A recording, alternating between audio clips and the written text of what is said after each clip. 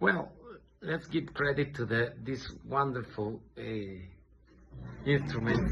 This cymbal is a SW syncopation ride. It's fantastic ride. And here's the hi-hat. It's a master vintage hi-hat, 40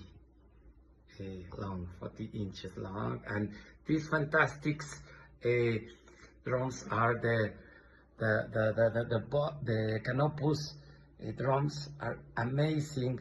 That's an amazing tom-tom, and this is the amazing snare drum from Canopus.